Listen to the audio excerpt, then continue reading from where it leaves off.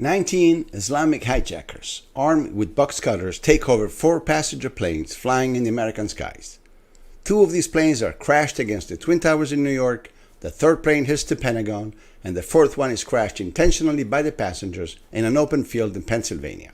The Twin Towers later collapsed due to a structural failure caused by the impact's ending ensuing fires, killing some 3,000 people. This is, by and large, the official version of the events of 9/11 as told every year by the mainstream media all around the world. But how much do you really know about what truly happened on September 11? And I'm not talking conspiracy theories here.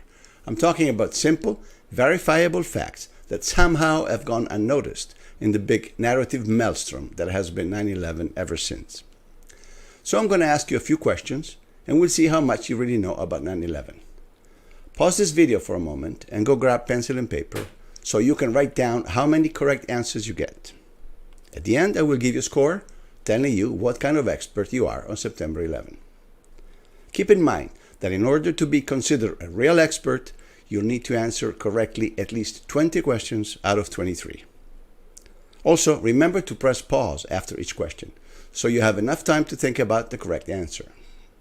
And keep in mind that some questions are tricky, in that there might be multiple answers to the same question. Okay, let's go. Let's start with an easy one. How many skyscrapers actually collapsed in New York on September 11? 1, 2, 3, more than 3. The correct answer is 3. Besides the Twin Towers, a few hours later, also Building 7 collapsed. It was a 47-story steel skyscraper located right behind the North Tower. The official reason for the collapse was the fires that ignited in Building 7 after it had been hit by the debris of the collapsing North Tower. So we have a first exceptional event for that day, in which the terrorists have managed to entirely destroy 3 skyscrapers with 2 airplanes only. Only one of the many miracles that took place in New York on that day. This brings us to question number 2. Aside from those collapsed at the World Trade Center, how many steel skyscrapers have been completely destroyed due to fire in history? None. 1. Between 2 and 5. About 20. The correct answer is none. Aside from September 11, no steel skyscraper in history has ever collapsed due to fire. Steel skyscrapers simply do not collapse due to fire. They are built for that purpose. You can search as long as you want. You'll never find another steel skyscraper fully collapsed due to fire anywhere in the world. But apparently, the laws of physics were suspended on September 11, and a few isolated fires, not even huge after all, were sufficient to bring down a 47-story steel structure in a little over 6 seconds. This brings us to question number 3. What preceded the collapse of Building 7? A loud rumble? An actual countdown? A public announcement by the police? None of the above, it just collapsed unexpectedly. The correct answer is B plus C. There were both a public announcement by the police and an actual countdown. Not bad for a building that suddenly decides to collapse on its own.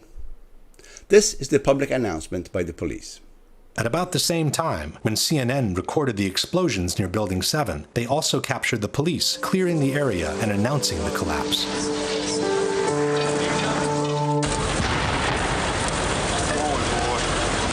Keep your eye on that building, it'll be coming down. The building is about to blow up. Moving back. Back here. All right, guys? Sorry. We are looking back. There's a building about to blow up. You heard them. They said the building is about to blow up, which really doesn't leave much room for interpretation. And this is the witness to the actual countdown. First responder Kevin McPadden was stationed near Building 7, awaiting for orders from a Red Cross representative. He kept asking the Red Cross rep, what's going on, what's going on? And all the time he had his hand over the radio while he was getting a countdown. And then he's just like, at the last 3 seconds, he takes his hand off and you hear 3, 2, 1, and he had this like heartbroken face. He's just like, just run for your life. It was about a second or 2 after the countdown ended that you started hearing the explosions. Now, we're talking about bombs. This first responder talks about bombs, but the official version keeps telling us that the building collapsed due to fire. You decide what you want to believe. Question number 4. How many different people or organizations have claimed responsibility for the September 11 attacks? None, only 1, 2, more than 2. The correct answer is none. No one in over 18 years has ever claimed responsibility for the September 11 attacks. We were told that it was bin Laden. We were told by the mainstream media on the very afternoon of September 11. But the same bin Laden, not only has he never claimed them, he has in fact denied being the one responsible for them. Here it is. September 16, 2001, 5 days after the attacks. From Afghanistan, bin Laden says, "It wasn't me." Just think about this. Whoever it was who organized the most important and most devastating terrorist attacks in human history has completely forgotten to claim them. Maybe because those who really did them, for obvious reasons, could not claim them themselves. Question number 5.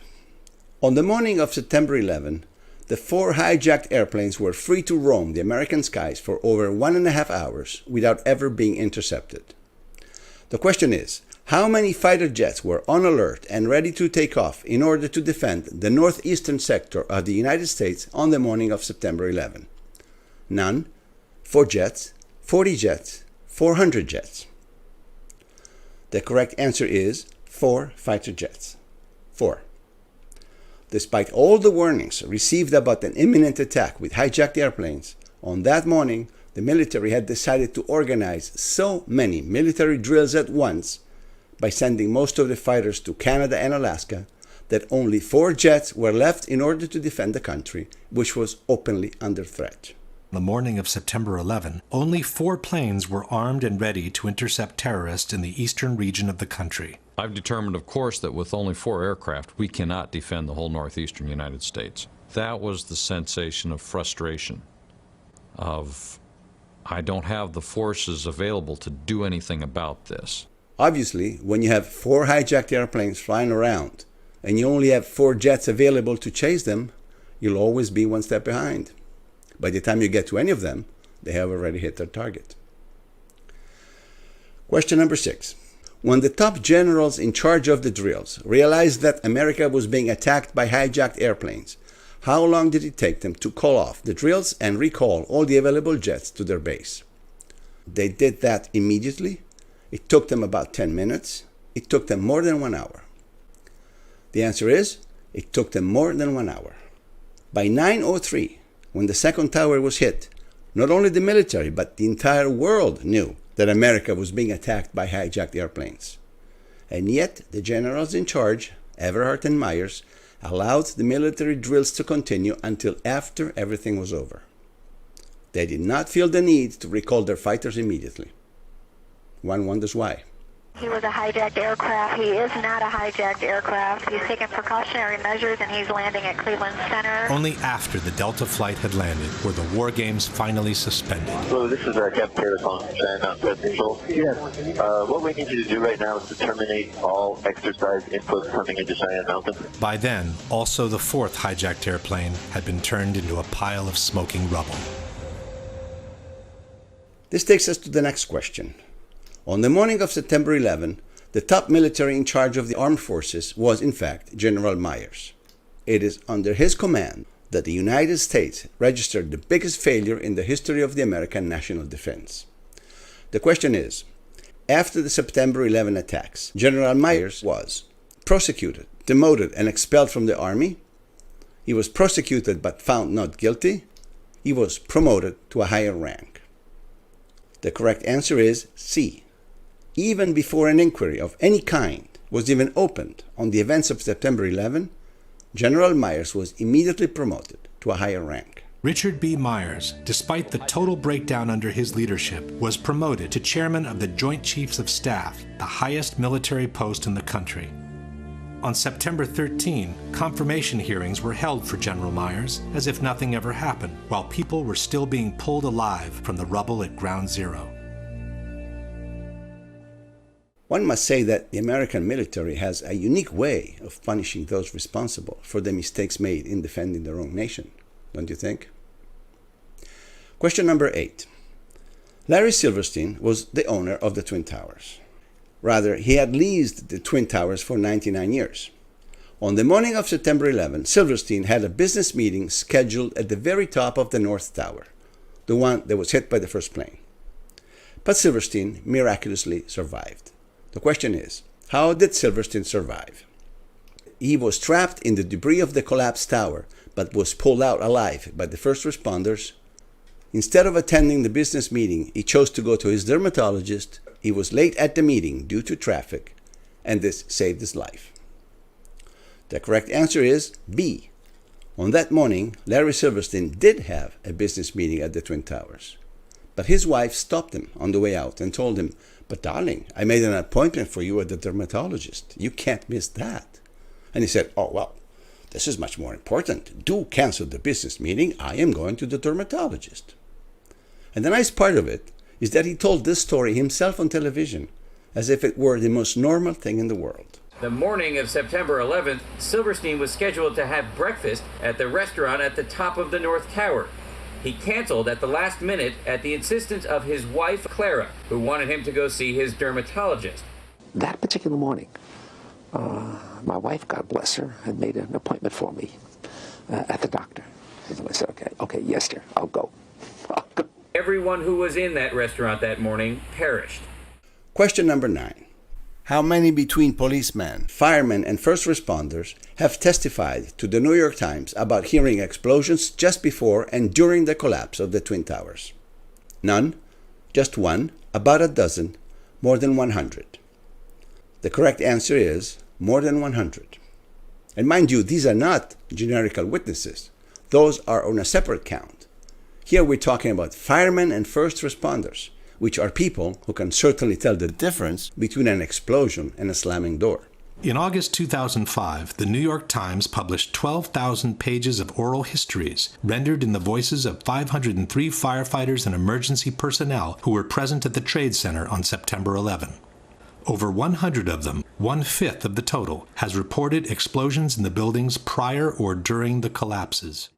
But the mainstream media keeps telling us that the towers collapsed because of a structural failure. Question number 10.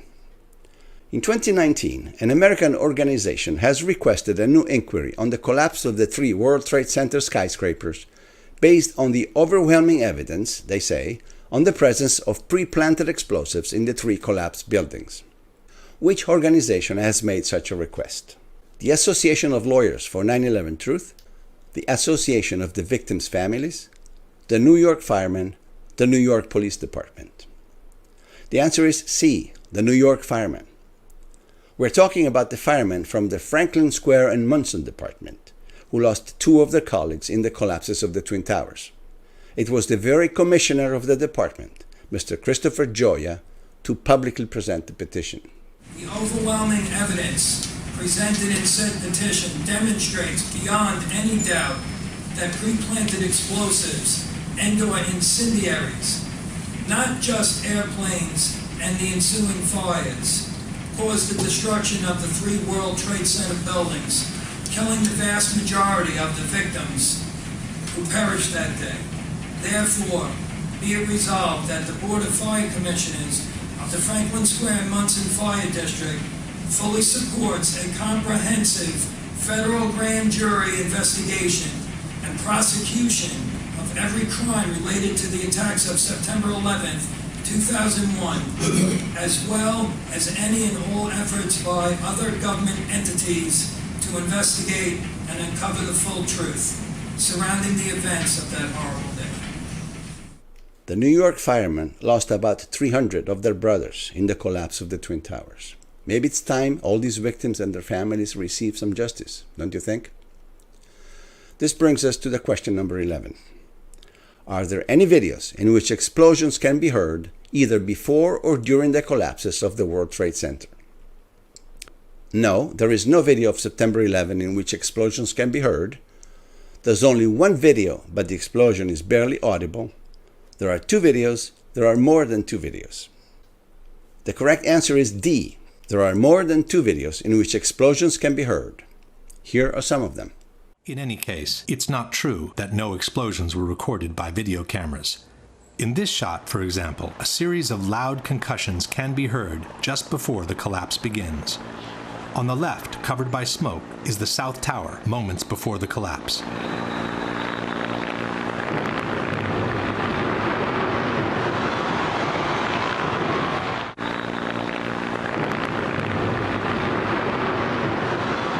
And then there were several explosions recorded after both towers had collapsed, like this one from this BBC video. This one was recorded after both of the Twin Towers had collapsed and before Tower 7's collapse.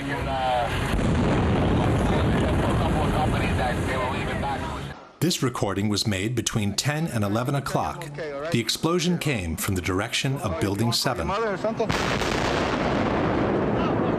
You gotta get back from here. You know that. You gotta get back. All right. I know. But the mainstream media keeps telling us that the 3 towers collapsed because of a structural failure. This means the explosions we just heard must have come from some kind of celebration down in Chinatown. Question number 12. How many architects and engineers throughout the world have publicly rejected the official version of the collapses of the Twin Towers and Building 7? 3,000, 300, about 30. The correct answer is 3,000. There are actually more than 3,000 members of the Association of Architects and Engineers for 9/11 Truth who claim that the 3 buildings could not have collapsed because of a simple structural failure. They claim instead that for the buildings to collapse in the way they did, some form of controlled demolition must have been used. All these people have obviously nothing to gain by taking this position, and they got everything to lose. In the professional world, especially in the States, one risks being ostracized or fired by taking such a position, and yet they have been doing it stubbornly for more than 10 years, showing scientific calculations, projects, and diagrams because they're absolutely convinced of the controlled demolition. And yet, they're practically ignored by the mainstream media, and very few people know of their existence. Question number 13. Let's talk now about the kind of airplanes that have allegedly hit the Twin Towers. A regular passenger jet can fly up to 500 miles an hour when it's at 30,000 feet, where the air is very rarefied. As the altitude gets lower, however, the airplane must decrease its speed accordingly, otherwise it would destroy itself due to the increased air resistance. The problem here is that the plane that hit the second tower has been clocked by radars at over 500 miles an hour, even though it was flying near sea level. This is technically impossible. To find out more about this, an independent researcher has called Boeing Corporation.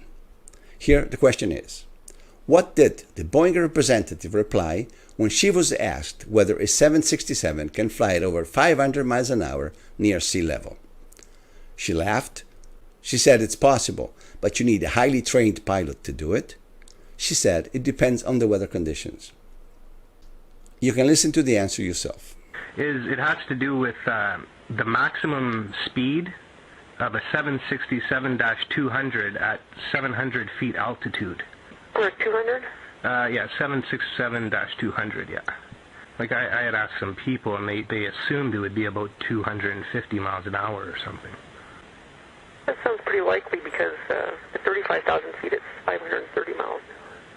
So there's no way that it could be going 500 miles an hour at 700 feet altitude then?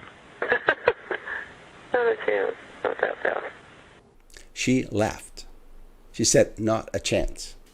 And yet, in the day of miracles, we are told that this also happened. The alternative, of course, is that the planes that hit the towers were not passenger planes at all, but were instead military planes specifically reinforced and powered to be able to reach that kind of speed near sea level. Question number 14. Let's now talk about the black boxes. As we all know, each plane carries 2 black boxes. One records the conversations between the pilots, the other one records the flight data. Thus, for the 2 planes that hit the Twin Towers, we have a total of 4 black boxes that we need to look for in the debris. The question is, Of the 4 black boxes that were carried by the 2 planes that hit the Twin Towers, how many were actually found?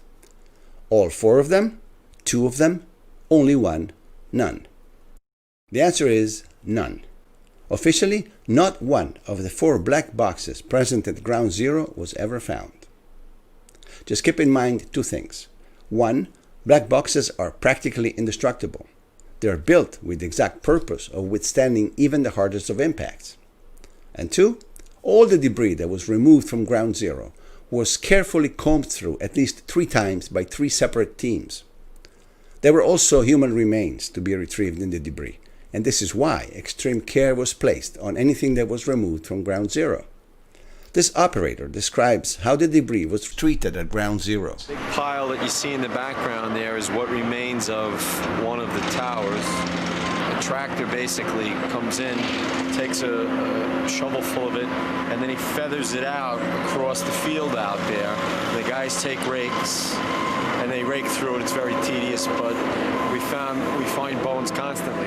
As if that weren't enough, the same search was repeated at the Fresh Kills landfill in New Jersey. Every single piece of debris, having already been combed through at Ground Zero, went through 3 more passes under the careful eyes of officers and agents of the FBI and the NYPD.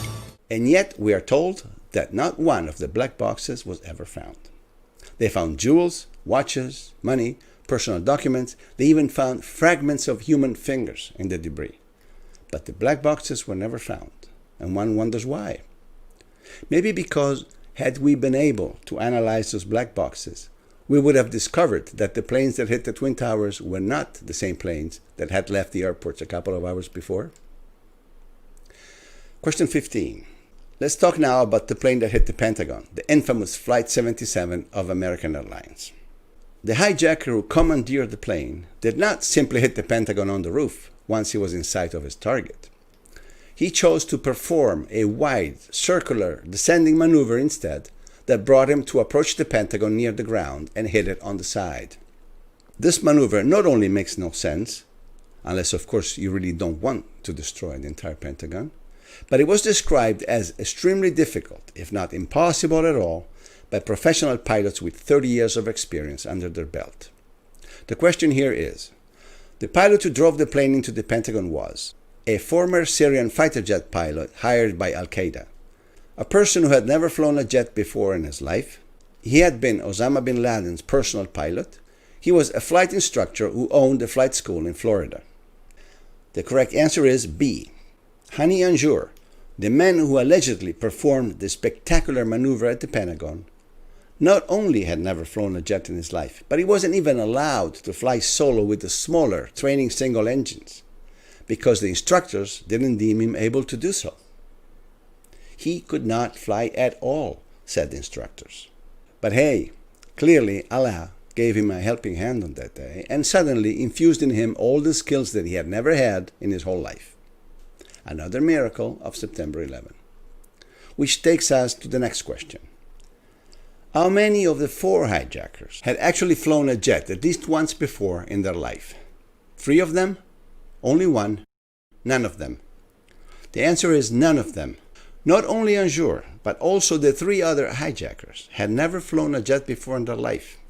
And yet, they performed such acrobatic maneuvers and hair-raising dives that the flight controllers on the ground believed that they were looking at military jets. But nobody knew that was a commercial flight at the time. Nobody knew that was American 77. What did you think? It was a military flight of some kind? I thought it was a military flight. It was really moving fast. It was moving very fast, like a military aircraft might move at a low altitude. Air traffic controller Danielle O'Brien stated, "The speed, the maneuverability, the way that he turned, we all thought in the radar room, all of us experienced air traffic controllers, that was a military plane.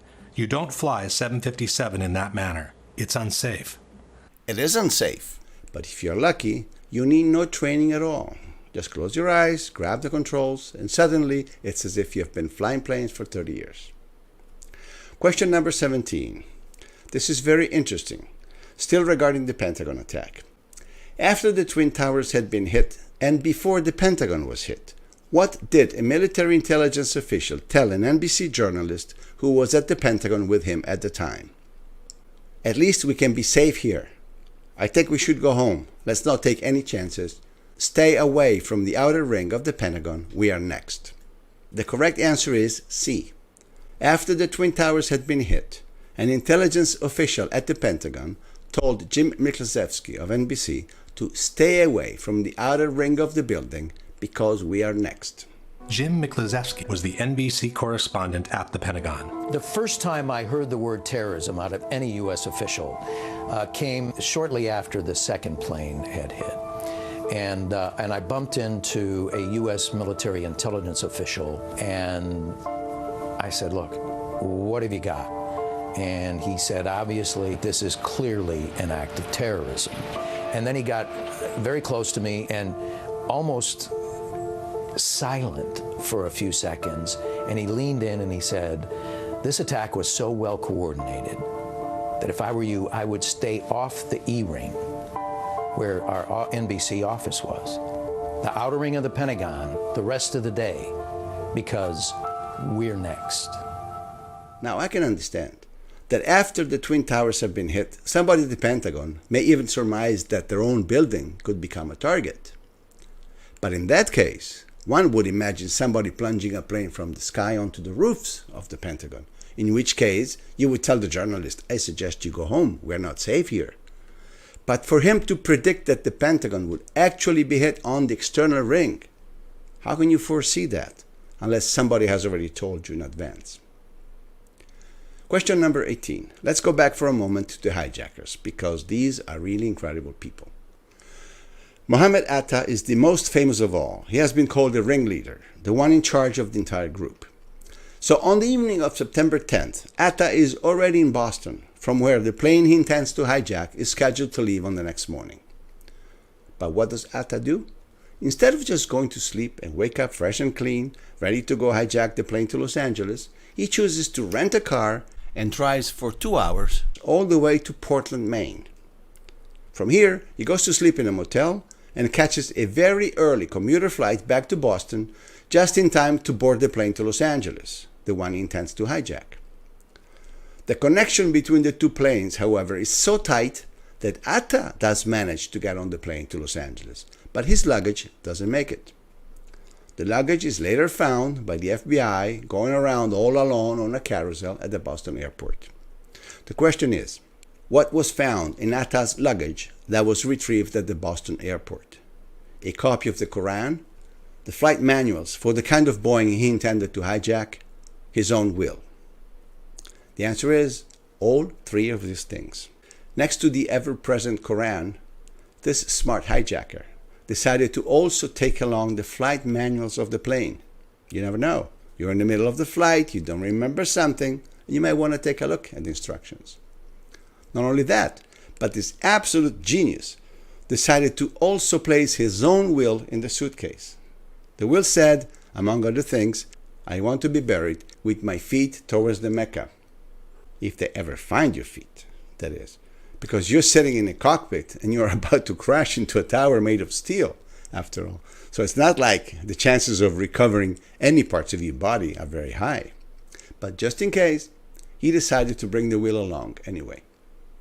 Of course, for those who are not completely stupid, this miraculous finding of Atta's luggage served one great purpose: to quickly direct the public opinion towards the idea that Islamic hijackers were responsible for the attack.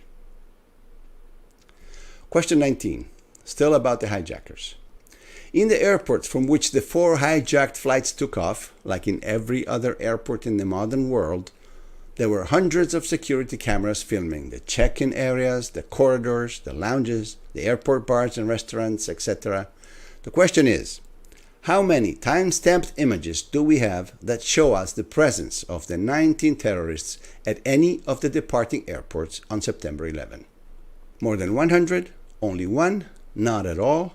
About 30 different images. The answer is none at all.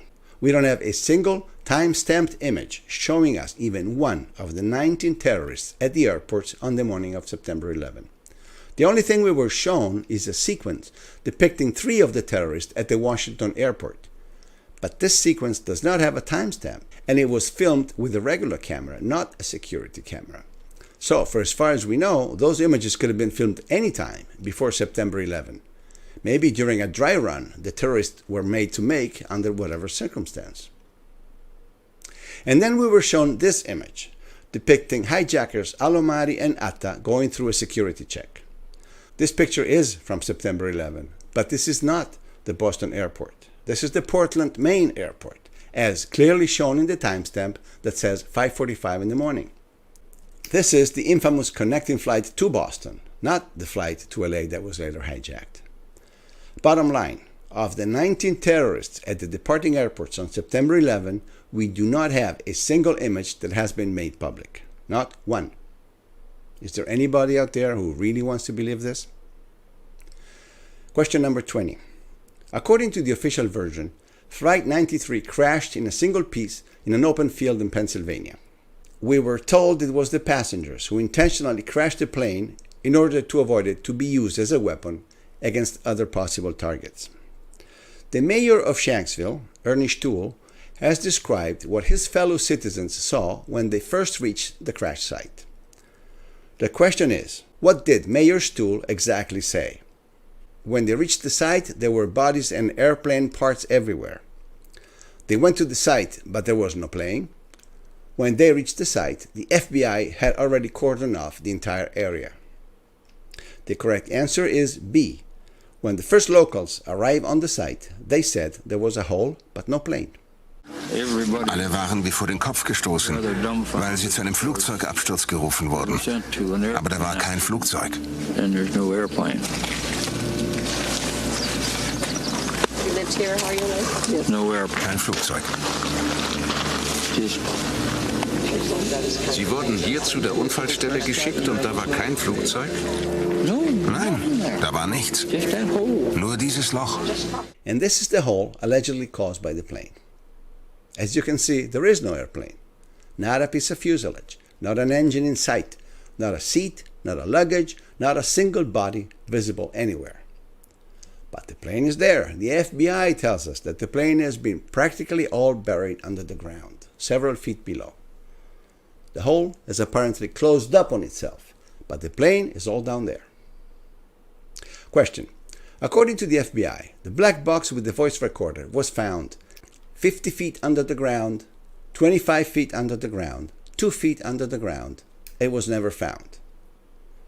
Correct answer is B, 25 feet under the ground. Now, mind you, 25 feet is almost a 3-story building. And yet, the black box is down there, inside a hole that closed up on itself after having swallowed more than 90% of the plane. This is what the FBI tells us, and we want to believe that because we always believe the FBI. There's still some parts of the plane that are not in the hole, though, and they're scattered all around. Question. At what distance from the hole have the farthest pieces of wreckage been found? 80 feet from the hole, 800 feet from the hole, 8 miles from the hole. Correct answer is C. Some pieces of the plane were found as far as 8 miles from the crash site near New Baltimore, in a day with no wind, mind you. But the plane was not blown up in flight, of course not. It's all in there, under the dirt, like the FBI says. And then we are the crazy conspiracy theorists, while the mainstream journalists choose to believe this kind of stupidity. But then again, like Upton Sinclair said, it is difficult to get a man to understand something when his salary depends upon his not understanding it. Okay, last question, number 23. According to the official version, a stewardess of Flight 93, C.C. Lyles, called her boyfriend from the plane and left him a message to inform him that they had been hijacked. What were C.C. Lyles' last words left in the recorded message? I have no idea where they're taking us. I'm scared. It's a frame. I hope to see you again. Please hug my children. The correct answer is B. Listen to the recorded message C.C. Lyles left to her boyfriend. Tuesday, 9:47 a.m. Hi, baby. Baby, you have to listen to me carefully. I'm on a plane that's been hijacked. I'm on the plane. I'm calling from the plane.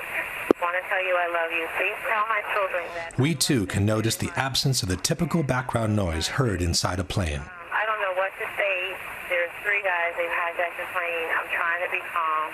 After saying goodbye, she seems to fumble with the headset while she whispers a few more words into the mouthpiece. I hope to be able to see your face again, baby. I love you. Bye. End of message.